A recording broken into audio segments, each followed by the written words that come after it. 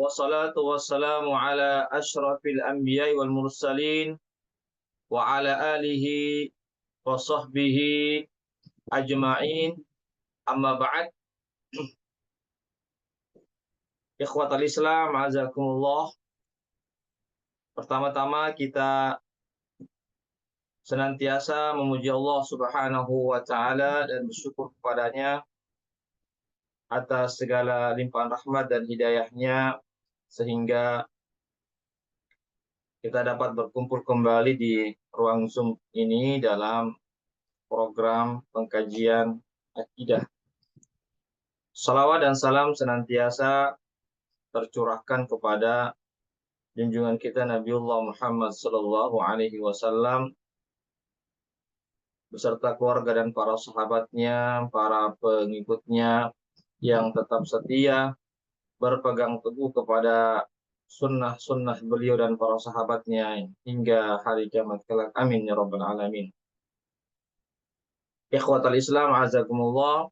Insyaallah kita melanjutkan kembali pembahasan kita, pengkajian kita dari kitab Al-Qaulul Mufid, syarah kitab Tauhid, yaitu kitab syarah yang disyarah oleh Syekh Muhammad bin Saleh Al-Utsaimin rahimahullahu ta'ala. Ya, kita sampai pada halaman yang ke-53, ya, sebagaimana yang saya share di layar ini. Ya, silahkan yang memiliki bukunya dibuka, ya, yaitu masih lanjutan dari faidah-faidah atau poin-poin yang bisa kita petik dari dalil-dalil yang telah disebutkan oleh Syekh Muhammad bin Abdul Wahhab dalam kitabnya At-Tauhid, Kitab At-Tauhid. Beliau menyebutkan beberapa faidah-faidah atau beberapa pelajaran-pelajaran atau poin-poin yang beliau sebutkan dari dalam kitab beliau ini. Yaitu kita sampai poin yang ke-20. Ya, poin yang ke-20. Ya. Poin yang ke-20 ini atau poin yang ke-19 ya. Ya. Poin yang ke-19 ya.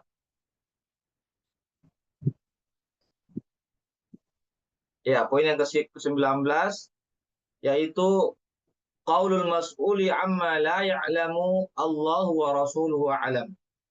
Ya, qala al-musannifu rahimahullahu taala, penulis buku ini Syekh Muhammad bin Abdul Wahhab rahimahullahu taala menyebutkan poin yang ke-19 yaitu atau pelajaran yang bisa dipetik dari pelajaran yang ke-19 adalah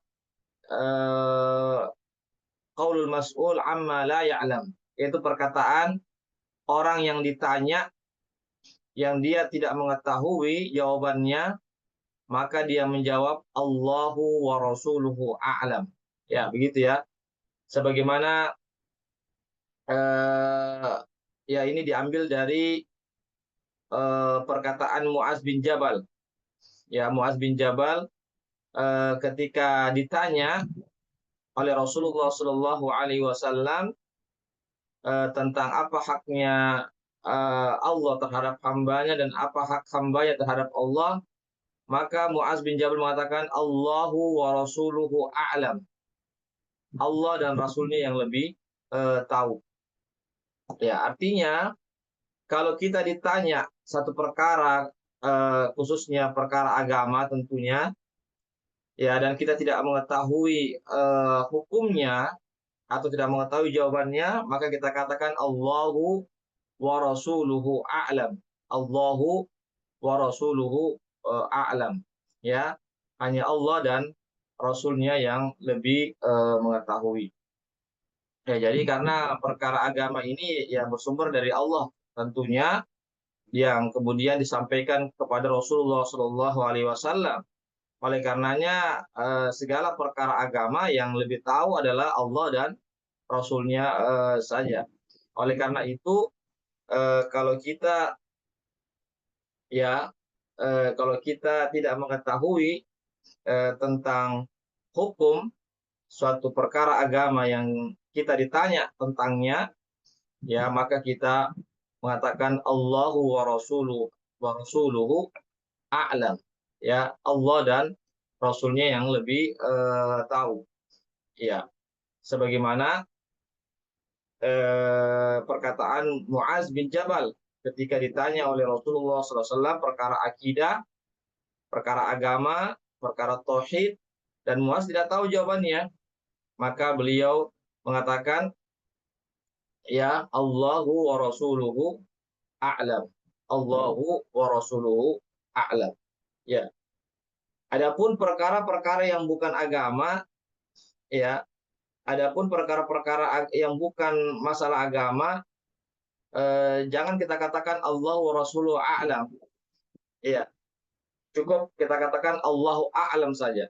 Sebagaimana disebutkan dalam buku ini, bi khilafil ulum al-kauniyah al-qadariyah.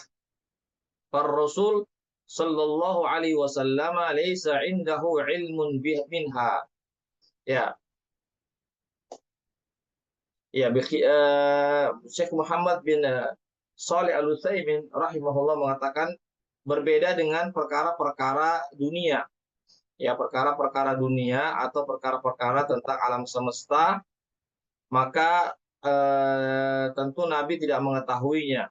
Ia tidak mengetahui perkara-perkara tentang alam semesta, ya, atau tentang masalah takdir. Ya, takdir alam semesta atau takdir dari makhluk-makhluk Allah Subhanahu wa taala, tentu Nabi tidak mengetahui. Maka kita mengatakan Allahu a'lam saja. Ya, Allahu a'lam. Ya, hanya Allah yang lebih yang paling tahu tentang masalah takdir-takdir yang terjadi di alam semesta ini. Ikhwatal Islam, azakumullah.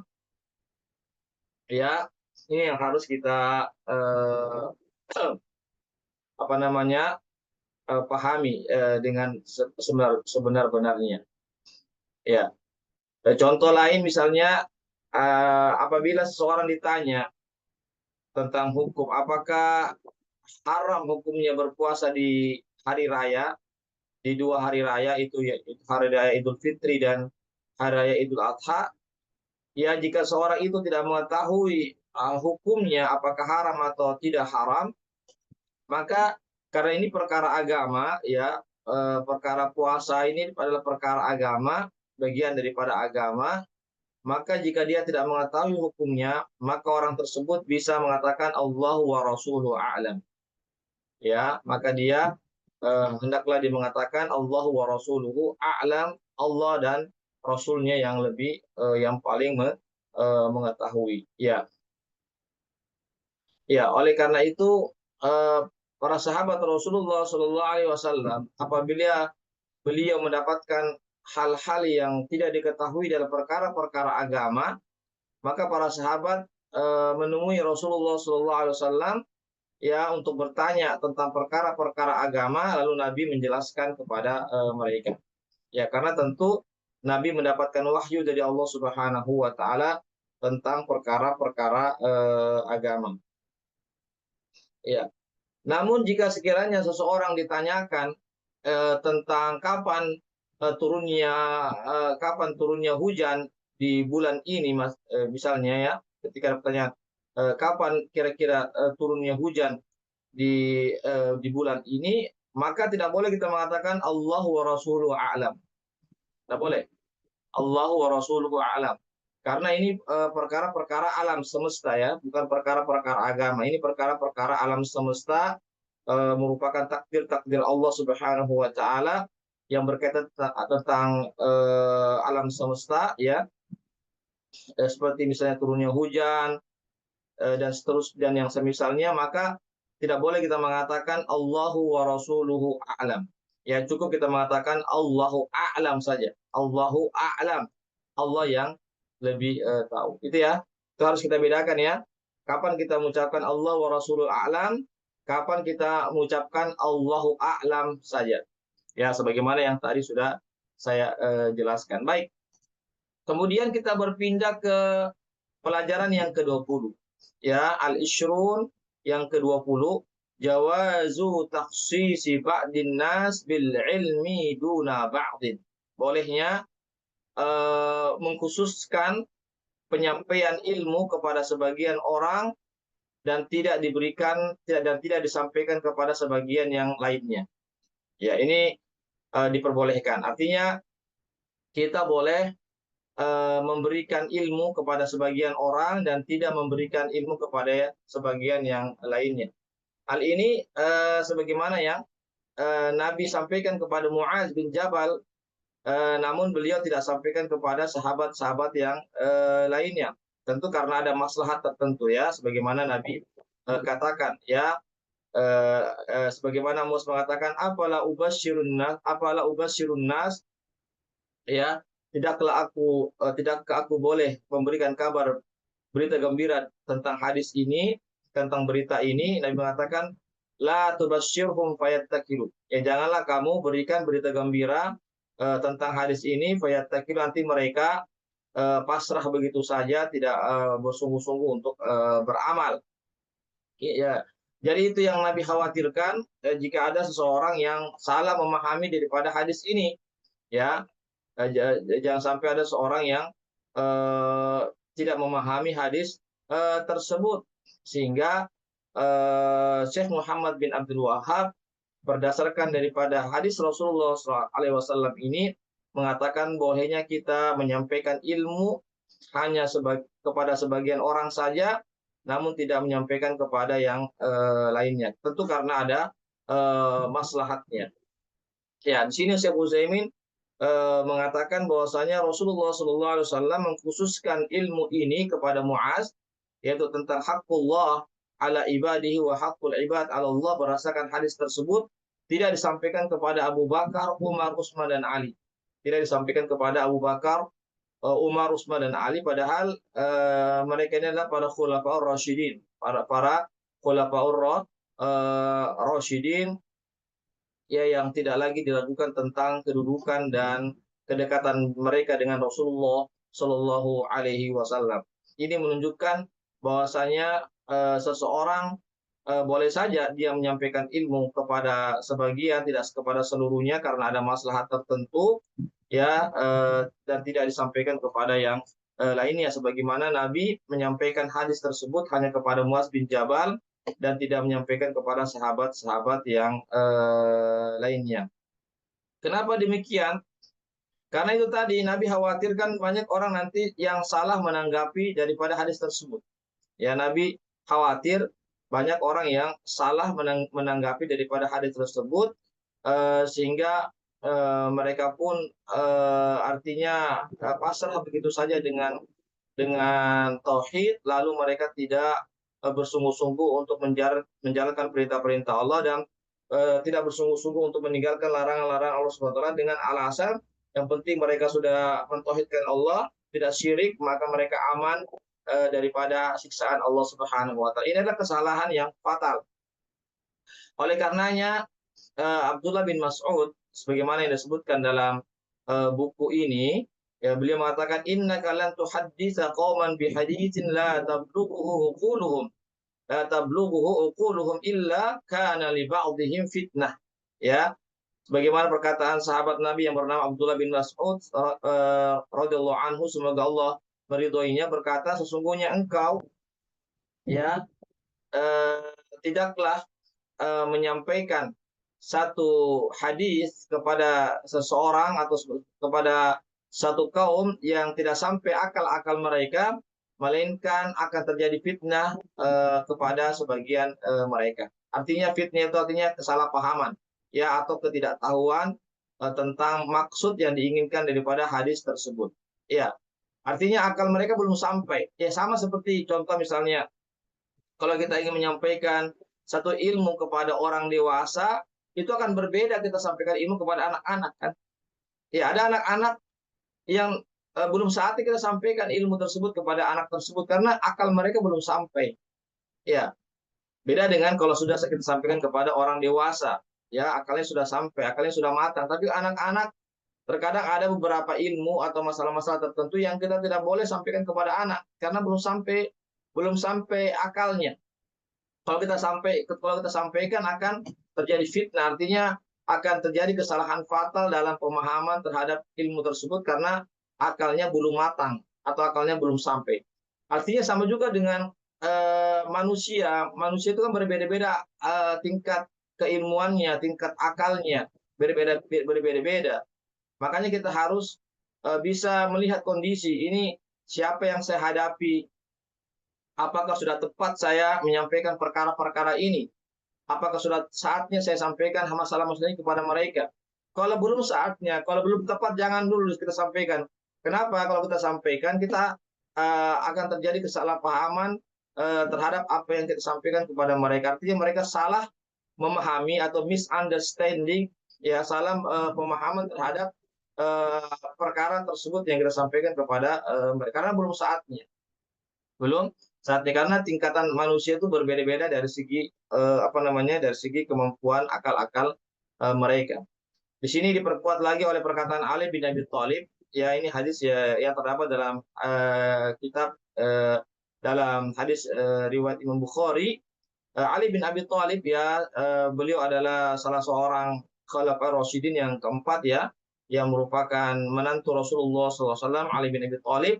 Karena Ali bin Abi Thalib ini menikah dengan anak Rasulullah SAW yang bernama Fatimah bintu Rasulullah SAW. Apa perkataan Ali bin Abi Thalib? Haditsun nasa bima ya'rifun. Ya, hendaklah kalian menyampaikan kepada orang-orang perkara-perkara yang mereka ketahui. Ya, perkara-perkara yang mereka ketahui, arti yang mereka dapat mereka ketahui dengan baik. Ya, sampaikanlah masalah-masalah agama atau masalah-masalah yang lainnya, ya, sesuai dengan kemampuan pengetahuan mereka. Artinya jangan sampai kita sampaikan perkara-perkara yang di luar kemampuan pengetahuan mereka, karena akan terjadi kesalahpahaman, Sebagaimana tadi saya contohkan, jangan kita sampaikan perkara-perkara yang berat kepada anak-anak, karena anak-anak belum sampai akalnya. Adapun kepada orang dewasa, silakan kita sampaikan perkara-perkara yang berat, perkara-perkara yang pelik, ya, perkara-perkara yang rumit.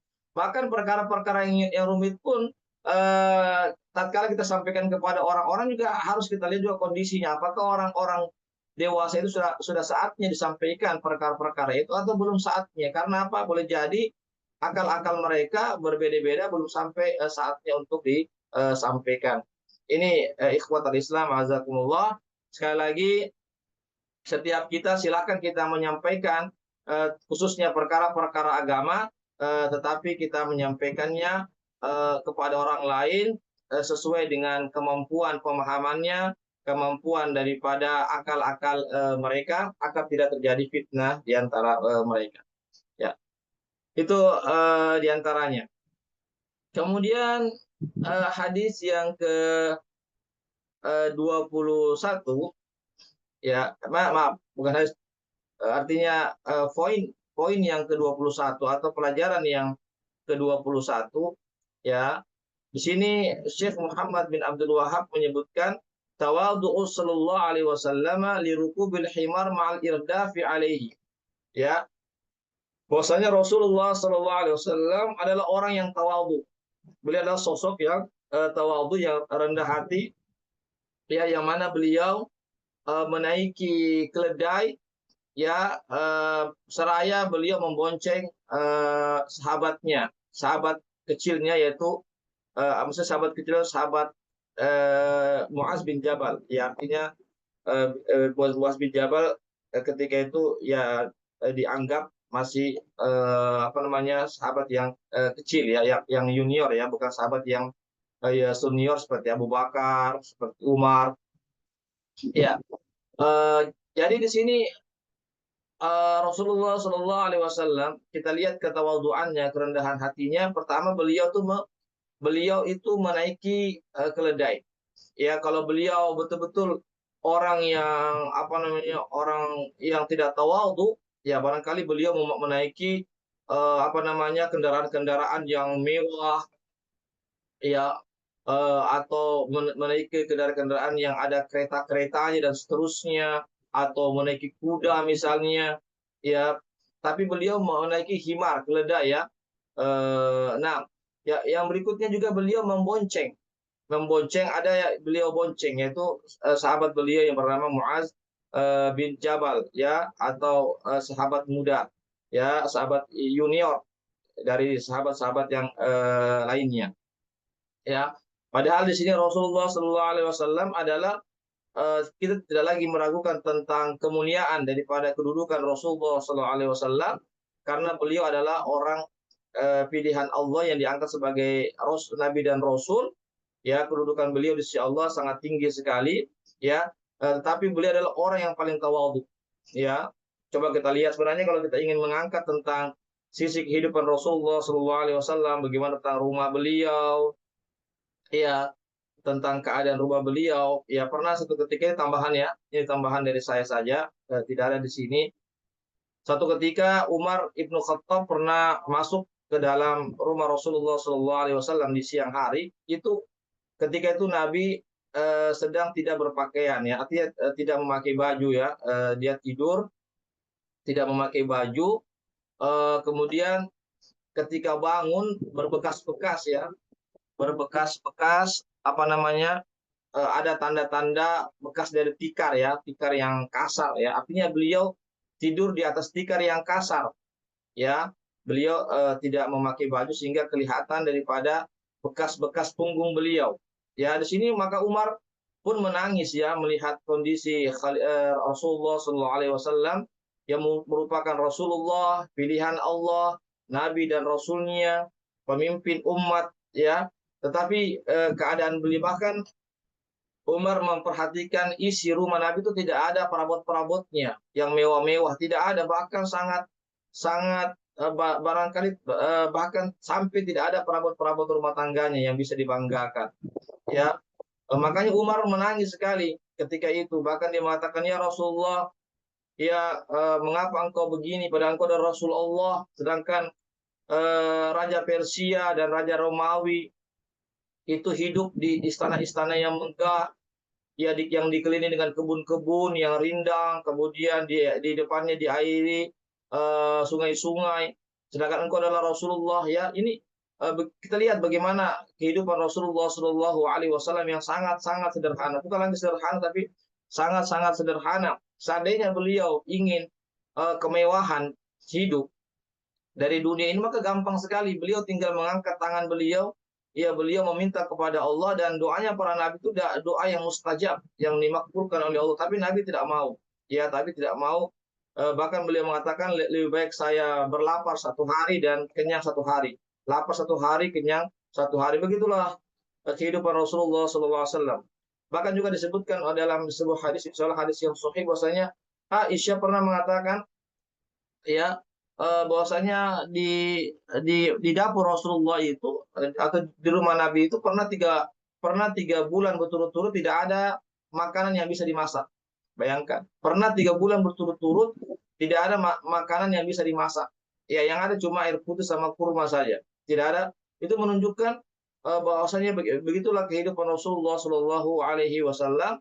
Tapi beliau sekali lagi hamba pilihan Allah Subhanahu Wa Taala, hamba yang sangat dekat kepada Allah Subhanahu Wa Taala. Jadi ini yang kami maksudkan ikhwatal Islam azakumullah, ya bahwasanya Nabi kita Muhammad Shallallahu Alaihi Wasallam ya orang yang sangat tawadhu ya. Di antara ketawadhuannya adalah beliau mengendarai keledai. Seandainya beliau adalah orang-orang yang apa namanya, yang hidup dalam kemewahan, maka beliau memilih bukan keledai ya, barangkali kuda ya, kemudian diiringi dengan kereta-kereta dan seterusnya, atau pengawal-pengawal ya, atau ajudan-ajudan. Tapi Nabi Muhammad SAW tidak ya. Bahkan beliau sendiri yang membonceng ya. Sebagaimana kita ketahui, kalau misalnya para pemimpin atau bos-bos itu biasanya mereka yang dibonceng, mereka yang ada ajudannya yang memboncengnya misalnya. Ya, Tapi Nabi kita Muhammad SAW tidak, justru beliau yang membonceng. Ya, padahal beliau adalah seorang nabi. Ini di sini menunjukkan bagaimana ketawaduan Rasulullah SAW. Tapi ya, disebutkan dalam hadis Rasulullah SAW, barang siapa yang tawadu kepada Allah, artinya merendahkan diri kepada Allah Subhanahu wa taala atau merendahkan hatinya kepada Allah Subhanahu wa taala, maka Allah akan angkat derajatnya di sisi Allah Subhanahu wa taala. Ya, artinya siapa yang bersikap rendah hati karena Allah Subhanahu wa taala, lillahi taala, bukan karena ria dan seterusnya, maka Allah akan angkat derajatnya. Itulah Rasulullah sallallahu alaihi wasallam. Ya, Rasulullah SAW adalah orang yang sangat tawadhu, maka beliau adalah orang yang paling tinggi derajatnya di sisi Allah Subhanahu wa taala di dunia ini, lebih-lebih di akhirat kelak, ya. Tidak perlu lagi kita tanyakan tentang bagaimana kedudukan Rasulullah SAW di hari akhirat kelak. Karena apa? Karena Nabi yang pertama kali yang akan masuk ke dalam surga adalah Rasulullah SAW.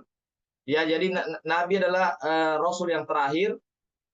Ya, Nabi kita Muhammad SAW adalah Nabi yang terakhir diutus, tetapi beliau adalah orang yang pertama kali masuk ke dalam surga. Bahkan para nabi, Nabi Adam, Nabi Nuh, dan nabi-nabi sebelumnya tidak bisa masuk ke dalam surga sebelum Rasulullah SAW masuk terlebih dahulu dengan umat-umatnya. Ya, itu karena apa? Karena diantaranya karena ketawaduan Rasulullah SAW ketika di dunia, ya, dan Allah SWT mengangkat derajatnya di dunia ini lebih-lebih di akhirat kelak. Oleh karena itu, ikhwatul Islam, azakumullah, kita pun juga demikian, hendaklah kita mengikuti perilaku Rasulullah Shallallahu Alaihi Wasallam, menjadi orang-orang yang tawadhu, orang-orang yang tunduk kepada Allah, orang-orang yang rendah hati, orang-orang yang taat kepada Allah Subhanahu Wa Taala, bukan orang-orang yang sombong, bukan orang-orang yang merendahkan orang lain, bukan orang-orang yang tidak mau menerima kebenaran. Ya, ikhwatal Islam, azakumullah. Ya. Kemudian yang berikutnya yang kita bisa petik juga sebagaimana disebutkan dalam kitab ini, yaitu yang poin yang ke-22 adalah jawazul irdafi 'ala dabbah. Bolehnya seseorang mengendarai kendaraan semacam hewan, ya. Hewan tunggangan itu berboncengan. Boleh berboncengan. Sebagaimana Nabi membonceng Muaz bin Jabal di atas keledai, itu boleh. Ya, tapi dengan syarat hewan tunggangan itu mampu untuk membawa orang yang berboncengan itu. Ya, dengan syarat. Ya, jadi Nabi tentu tidak mungkin Nabi mau menzolimi hewan, ya. Tidak mungkin Nabi mau menzolimi hewan, karena Nabi justru Nabi yang menyuruh kita untuk berbuat baik kepada hewan. Bahkan menyembelih pun, dalam perkara menyembelih hewan pun, Nabi menyuruh kita untuk berbuat baik kepada hewan dengan cara menajamkan pisau kita, agar ketika kita sembelih hewannya itu segera dia mati tanpa merasakan sakit. Begitu. Jadi Nabi tidak mungkin mau menzolimi keledai, seandainya keledai itu tidak mampu membawa Rasulullah dan Muaz bin Jabal di atasnya. Ya, ketika Nabi membonceng Muaz bin Jabal berdua berboncengan di atas keledai, itu menunjukkan bahwasanya keledai itu mampu membawa orang yang berboncengan. Maka ini dibolehkan. Ya, artinya seandainya kita, ya, memiliki kendaraan, apakah misalnya unta atau kuda misalnya atau sapi, seandainya kita memilikinya lalu kita mau berboncengan dan kita yakin bahwasanya hewan tunggangan itu mampu berboncengan, maka silahkan, maka diperbolehkan. Tapi kalau kita yakin si hewan itu tidak bisa membawa kita secara berboncengan, maka tidak boleh kita berboncengan. Ya, karena sekali lagi tidak boleh kita menzolimi manusia, ya, termasuk juga hewan, ya, karena hewan adalah juga makhluk yang bernyawa, ya, maka kita harus berbuat baik kepada hewan. Bukan hanya kita berbuat baik kepada manusia, tetapi kita juga mesti berbuat baik kepada hewan. Kita lihat bagaimana ada seorang wanita, disebutkan dalam hadis yang sahih, wanita itu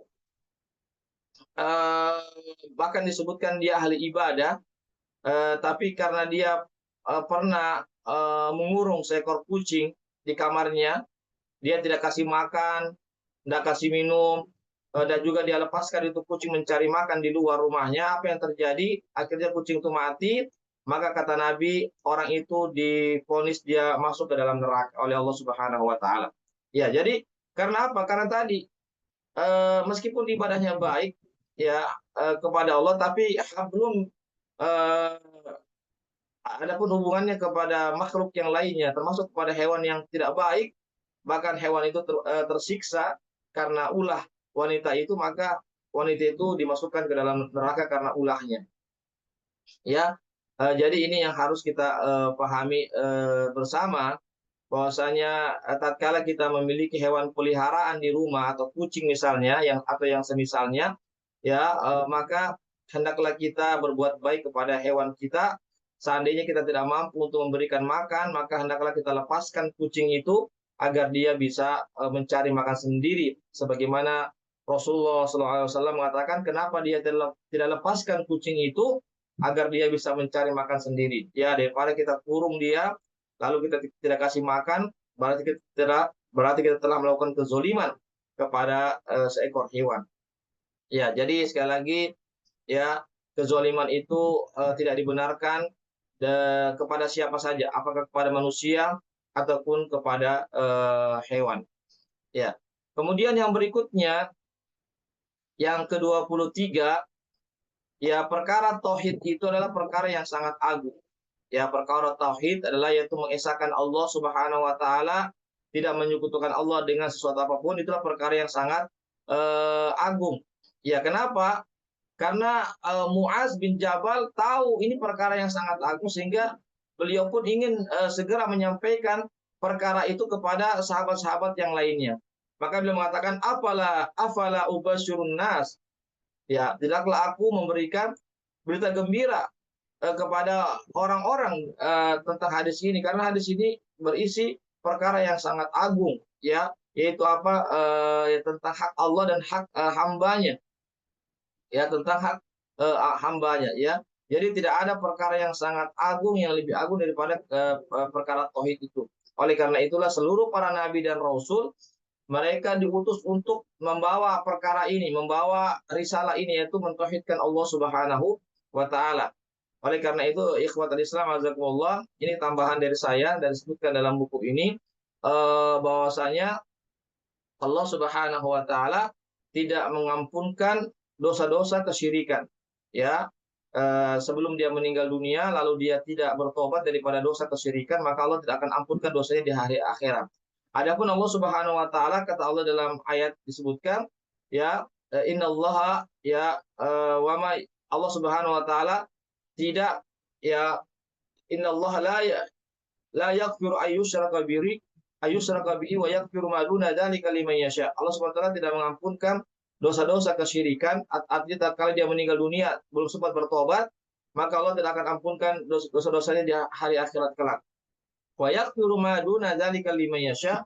Namun Allah Subhanahu wa taala tetap mengampunkan dosa-dosa selain kesyirikan. Artinya seandainya seorang itu meninggal dunia membawa dosa-dosa besar, tidak sempat bertobat, selama dia tidak syirik dalam kehidupannya, maka Allah Subhanahu wa taala masih ada kesempatan untuk mengampunkan dosanya. Ya. Ini menunjukkan bahwasanya perkara tauhid ini, mengesahkan Allah dalam ibadah, itu perkara yang sangat agung. Ya, bahkan Luqman bin Hakim, ya, sebagaimana disebutkan dalam surah Luqman, dia mengatakan, ya bunayya la tusyrik billah inna syirka la dzulmun azim. Sebagaimana wasiatnya Luqman kepada anaknya, wahai anakku, janganlah engkau menyekutukan Allah dengan sesuatu apapun. Inna syirka la dzulmun azim, karena kesyirikan itu adalah kezoliman yang sangat besar. Jadi tidak ada kezoliman yang sangat besar melebihi daripada kezoliman orang yang melakukan kesyirikan kepada Allah Subhanahu wa taala.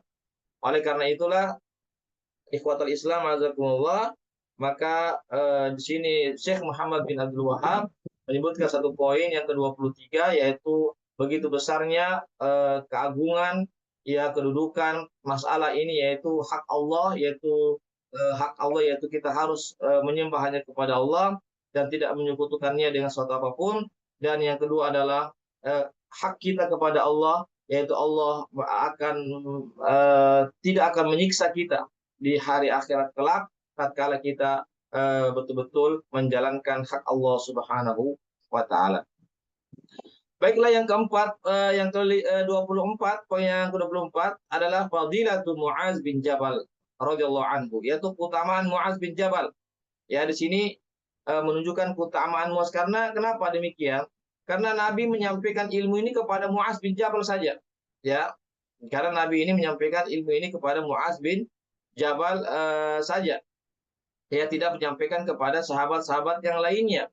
Ya, tidak menyampaikan kepada sahabat-sahabat yang lainnya.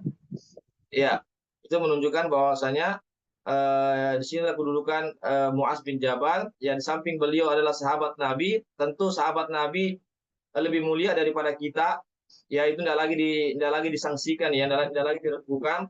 Sahabat Nabi lebih mulia daripada kita-kita yang hidup di zaman sekarang ini. Ya, karena para sahabat Nabi adalah orang-orang yang pertama mendengarkan hadis-hadis Rasulullah SAW. Orang-orang yang pertama belajar langsung dari Nabi Shallallahu Alaihi Wasallam. Orang-orang yang pertama memeluk Islam, orang-orang yang pertama membela agama Islam bersama Rasulullah Shallallahu Alaihi Wasallam, itulah para sahabat. Dan mereka adalah orang-orang yang bertemu dengan Nabi, ya, mendengarkan sabda Nabi, dan mereka beriman kepada Nabi, dan mereka meninggal dalam keadaan beriman kepada Rasulullah Sallallahu Alaihi Wasallam. Itulah keutamaan para sahabat. Ya, di sini lebih khusus lagi untuk keutamaan Muaz bin Jabal. Di samping Muaz bin Jabal adalah sahabat Nabi, beliau juga lebih khusus lagi mendapatkan kemuliaan karena beliau mendapatkan hadis ini dari Nabi secara khusus, dan yang mana Nabi tidak menyampaikan kepada yang lainnya. Yang kedua, Muaz bin Jabal juga dibonceng oleh Rasulullah Sallallahu Alaihi Wasallam. Ini satu kemuliaan, ya. Ya, karena tidak semua sahabat dibonceng oleh Rasulullah SAW, tapi Muaz dibonceng oleh Nabi. Itu menunjukkan bahwasannya Muaz sangat dekat kepada Rasulullah SAW, atau Nabi sangat dekat kepada Muaz bin Jabal, ya, sahabat Rasulullah SAW. Ini sekali lagi keutamaan yang Allah berikan kepada Muaz bin Jabal, yang mana Nabi mengkhususkan ilmu, memberikan ilmu khusus kepadanya tentang hadis tersebut. Yang kedua adalah Nabi pernah membonceng Muaz bin Jabal di atas seekor keledai. Itu menunjukkan ketika ada seorang yang membonceng kita, itu menunjukkan bahwasanya orang itu dekat kepada kita pada umumnya, ya, adalah orang yang dekat kepada kita. Ikhwatal Islam azakumullah, ya. Ya, alhamdulillah selesai, ya. Selesai semua rangkaian daripada pembahasan kita, ya, tentang tauhid, ya, tentang kewajiban bertauhid, kewajiban mengesahkan Allah Subhanahu wa taala, dan meninggalkan segala bentuk kesyirikan, berdasarkan juga dengan 24 poin atau 24 pelajaran atau hikmah yang dipetik dari dalil-dalil yang disebutkan oleh Syekh Muhammad bin Abdul Wahab, sebagaimana yang beliau sebutkan dalam kitabnya dan juga dijelaskan oleh Syekh Muhammad bin Shalih Al-Utsaimin rahimahullahu taala. Demikianlah ikhwatul Islam azakumullah pembahasan kita tentang masalah ini. Adapun tentang bab fadlut tauhid wa ma yukaffiru minadz dzunub, bab tentang keutamaan tauhid dan apa-apa saja yang dan tauhid itu menghapuskan daripada dosa-dosa. Insyaallah ini akan kita bahas nanti pada pertemuan di pekan depan. Ada sekitar 20 menit ke depan, saya kasih waktu kepada ikhwah, para peserta, akhwat sekalian yang mau bertanya, silakan. Kalau masih ada yang belum jelas, kalau ada yang mau menambahkan, silakan. Kalau ada saya keliru dari penyampaian saya, tolong diluruskan. Ya, silakan. Fadhol.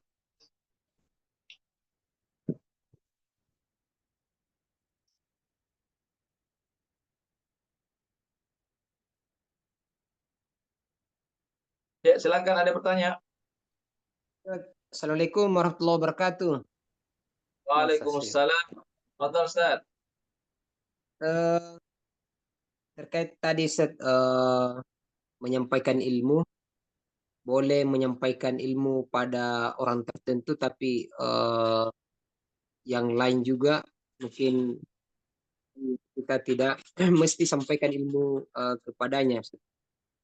Eh, saya pernah mendapatkan penjelasan dari seseorang bahwasanya ilmu itu tidak boleh ketika kita menyampaikan ilmu, sampai pada anak-anak pun sekalipun ikut di majelis kita, maka tidak mengapa. Sebagaimana Ibnu Abbas radhiallahu anhu itu ikut di dalam majelis para sahabat senior.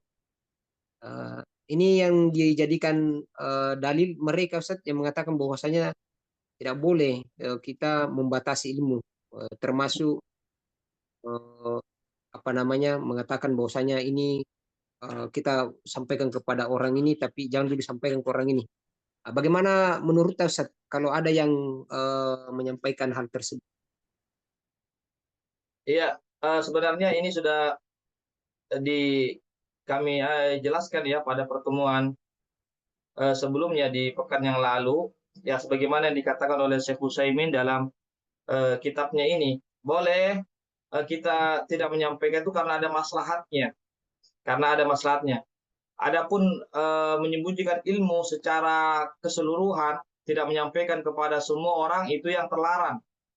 Ya, menyampaikan artinya tidak menyampaikan ilmu secara mutlak, artinya tidak menyampaikan kepada semua orang itu yang terlarang. Adapun menyampaikan kepada sebagian orang dan tidak menyampaikan kepada sebagian yang lainnya karena ada maslahat, ya jangan sampai sebagian orang itu salah memahaminya karena akalnya belum sampai, karena pengetahuannya belum sampai di situ. Ya sama contoh misalnya, sebagaimana tadi saya katakan, ya sama kita kalau kita jadi guru kan, guru ya kelas 1, kelas 2 itu kan pasti beda-beda materinya kan. Dan mungkin kita materi kelas 3 kita sampaikan kepada anak yang masih kelas 1. Ya, dia tidak akan sampai akalnya di situ kan. Begitu analoginya, begitu perbandingannya. Ya, kenapa Nabi tidak kata Nabi jangan kau sampaikan ini hadis ini kepada orang-orang. Ya, padahal Muaz bin Jabal mau sekali sampaikan. Kata Nabi, fayattakilu, dia akan pasrah begitu saja dengan hadis ini. Akhirnya apa? Dia tidak mau melaksanakan apa namanya? Akhirnya dia bermudah-mudahan dalam berbuat kemaksiatan. Karena kan itu hadis itu berbunyi begini. Itu hadisnya bunyinya hak Allah itu adalah kita tidak menyekutukan, kita beribadah hanya kepada Allah dan tidak menyekutukannya. Ya, maka itu haknya Allah. Apa haknya hamba? Jika kita melaksanakan haknya Allah, maka Allah tidak akan azab kita di hari akhirat. Ya, di sini tidak ada kata-kata artinya sehingga di sini bisa dipahami orang bahwasanya meskipun kita berbuat kemaksiatan, yang penting kita bagus, kita punya tauhid kepada Allah, yang penting kita tidak apa-apa kita berbuat kemaksiatan dan kemungkaran misalnya, yang penting kita tidak menyembah kepada patung-patung dan seterusnya, maka kita aman. Ini yang salah. Itu yang Nabi khawatirkan terjadi, ya.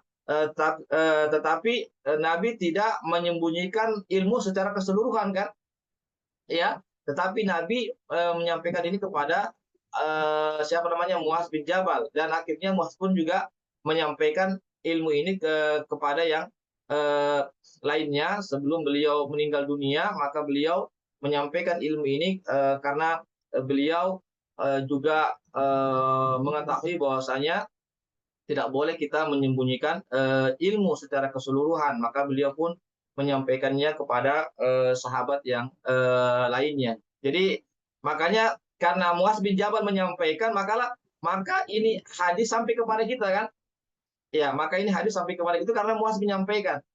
Muaz yang menyampaikan karena beliau yang meriwayatkan ini hadis, ya, dan dengar langsung dari Nabi dan akhirnya sampai kepada kita. Jadi sekali lagi, yang dimaksud tidak boleh kita menyembunyikan ilmu kalau kita tidak menyampaikannya sama sekali kepada orang-orang. Ya.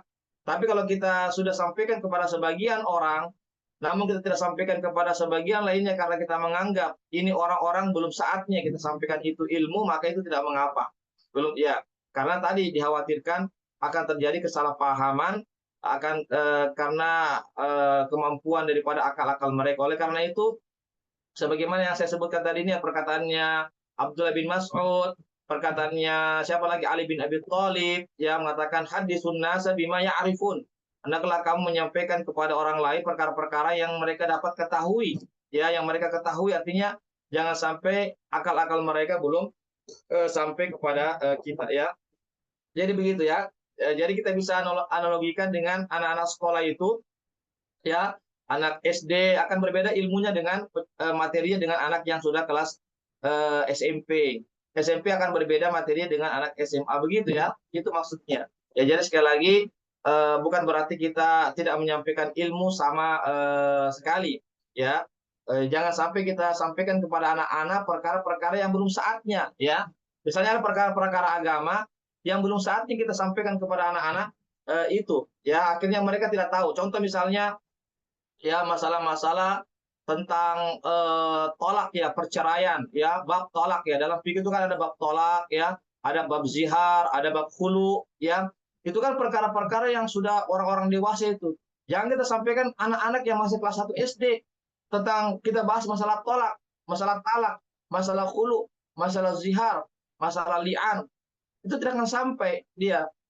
Itu disampaikan kepada anak-anak itu tentang perkara-perkara yang mudah seperti sholat, bagaimana sholat yang benar, bagaimana wudhu yang benar. Adapun masalah-masalah bab-bab tentang muamalah itu belum saatnya. Begitu, Ustaz. Ya. Demikian. Ya, silakan, ada lagi yang bertanya? Ada Ustadz. Ya, silakan, Ustaz. Fadhol. Iya, Anda dari Jeneponto, Iya. Ashar Abdi, dan kalau kita lupakan kajian ya Ustadz ini. Suara tak putus-putus, kan? Suara tak putus-putus, nggak jelas, Ki. Ustadz, Jadi ulang.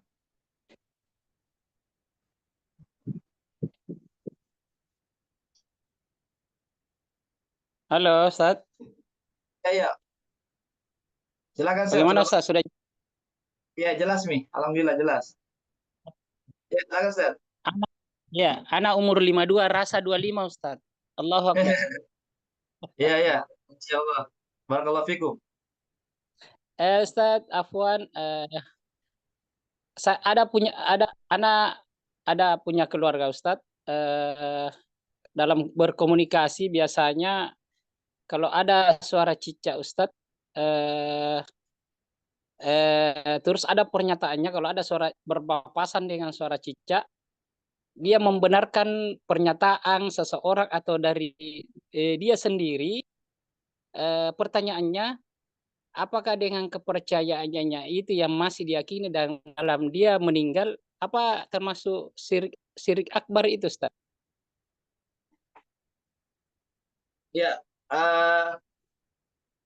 kalau dia menjadikan itu cuma sebab saja, maka tidak syirik akbar, hanya syirik kecil. Tapi kalau dia, ya, tapi kalau dia meyakini itu bukan sebab, ya, ya bukan itu satu-satunya, ya, yang harus dia ikuti, ya, yang harus dia percayai, ya, bukan sebagai sebab. Ya, contoh misalnya begini, contoh misalnya obat, ya, obat. Ya, kalau dia yakin obat ini yang menyembuhkan, nah, maka itu syirik besar itu. Tapi kalau dia katakan ini obat cuma sebab saja yang menyembuhkan Allah, nah itu maka ini bukan syirik, ya, bukan syirik, maka itu dibenarkan karena obat itu adalah perkara-perkara yang dibolehkan dalam syariat. Ya, sebagaimana hadis Nabi, tadawau ya bena Adam tadawau, fala tatadawa bil haram. Ya, kata Nabi, wahai anak cucu Adam, hendaklah kalian berobat, namun janganlah kalian berobat dengan sesuatu yang diharamkan. Jadi tentang obat itu silakan kita berobat tatkala kita sakit dengan obat apa saja selama itu obat yang dibolehkan dalam agama, bukan yang diharamkan. Tetapi kita harus yakin yang menyembuhkan Allah, bukan obat. Obat itu cuma sebab saja, tapi yang menyembuhkan adalah Allah karena Allah memiliki namanya Asy-Syafi. Allahumma anta syafi la syifa illa syifauka isfi syifaan la yughadiru saqama. Itu kan doa yang Nabi biasa baca ketika beliau sakit atau beliau ajarkan kepada sahabatnya, yaitu yang mengatakan Allahumma anta syafi, Allahumma rabban nas, anta syafi, wahai Rob sekalian manusia, engkau asy-syafi yang maha penyembuh. Jadi yang menyembuhkan itu bukan obat, yang menyembuhkan itu bukan dokter, ya, begitu ya.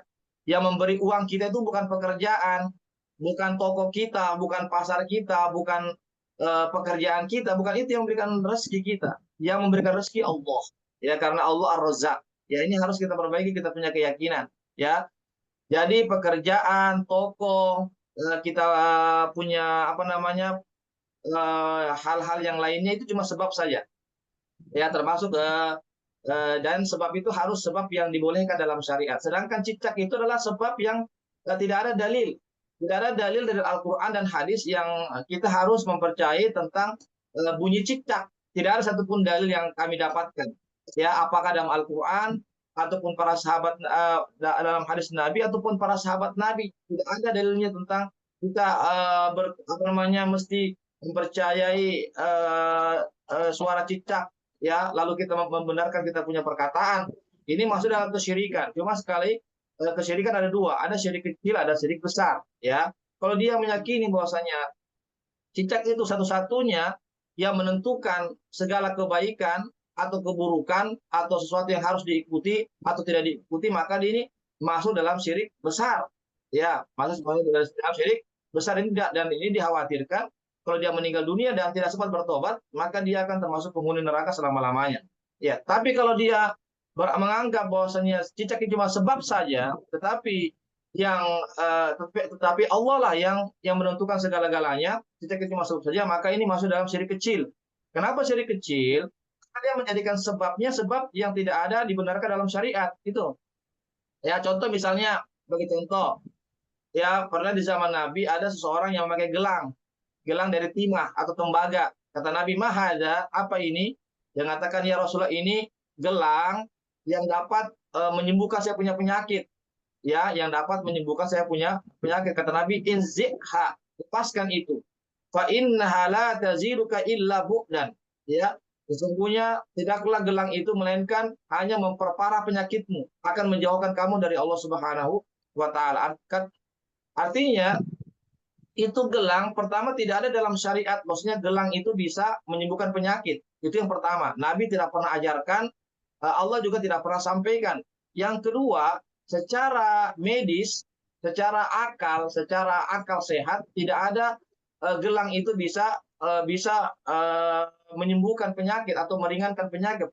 Tidak ada secara medis. Artinya, secara medis tertolak, apalagi secara syariat tertolak, maka itu tidak boleh dijadikan sebab. Sama juga dengan cicak tadi. Cicak itu secara syariat tertolak. Karena tidak ada dalilnya. Al-Quran, Sunnah, ataupun perkataan-perkataan para sahabat Nabi. Yang kedua, secara medis, secara akal sehat, secara rasional, secara penelitian, tidak ada bahwa cicak itu mesti kita ikuti bunyinya. Ya, demikian, Ustaz. Ya, syukur Ustaz. Ya, Kum. Ya, ada lagi yang mau bertanya? Sisa 6 menit. Silakan. Saya tidak, ikhwah sekalian. Fadhol. Kalau tidak ada, kita cukupkan sampai di sini ya. Insya Allah kita akan bertemu lagi di kajian yang sama akidah di hari Sabtu depan insya Allah. Dan kami sampaikan insya Allah sebentar malam kajian fikih. Ya, silakan ikhwah yang hadir pada kajian akidah ini silakan hadir juga nanti kajian fikih sebentar malam jam 9 malam sampai jam 10. Insya Allah saya akan share nanti juga linknya insya Allah. Ya, demikian ya, karena tidak ada lagi pertanyaan, ya mudah-mudahan bisa dipahami apa yang kami sampaikan. Dan ini ada rekamannya. Insya Allah saya akan kirimkan rekamannya. Silakan diputar-putar lagi rekamannya yang dianggap perlu untuk didengar-dengar kembali apa yang sudah kita sampaikan pada pertemuan di pagi hari ini. Mudah-mudahan ada manfaatnya bagi kita semua. Semoga kita senantiasa diberikan kesehatan, keistiqomahan, sampai kita istiqomah sampai akhir hayat kita terus senantiasa kita menjalankan perintah Allah, senantiasa kita mentauhidkan Allah Subhanahu wa taala dan meninggalkan segala bentuk kesyirikan. Dan semoga Allah Subhanahu wa taala juga memberikan kita kekuatan untuk senantiasa belajar dan terus belajar karena mempelajari agama ini adalah kewajiban bagi kita semuanya sampai akhir hayat kita. Dan semoga Allah Subhanahu wa taala juga memberikan juga kepada para muhsinin atau para donatur yang telah terlibat dalam pelaksanaan kegiatan ini. Semoga Allah memberikan kepada mereka rezeki-rezeki yang terus berkah, yang terus lancar daripada usaha-usaha mereka. Semoga mereka Amin. senantiasa mendapat pahala di sisi Allah Subhanahu wa taala sebagai amal jariah bagi kita dan kepada mereka-mereka yang terlibat dalam pelaksanaan kegiatan hari ini. Mudah-mudahan ada manfaatnya bagi kita semuanya. Sekali lagi saya mohon maaf, yang benar datangnya dari Allah saja, yang khilaf, yang keliru, yang salah dari saya dan godaan setan yang terkutuk dan kekurangan ilmu saya. Saya mohon ampun kepada Allah Subhanahu wa taala saya dan mohon maaf kepada para peserta kajian akidah pada hari ini. Baiklah, kita tutup dengan membaca doa penutup majelis. Subhanakallahumma wa bihamdik asyhadu an la ilaha illa anta astaghfiruka wa atubu ilaik. Assalamualaikum warahmatullahi wabarakatuh. Waalaikumsalam warahmatullahi wabarakatuh. Syukran jazakallah. Wa iyyakum. Wa fiik barakallah. Ila liqa. Ma'assalamah.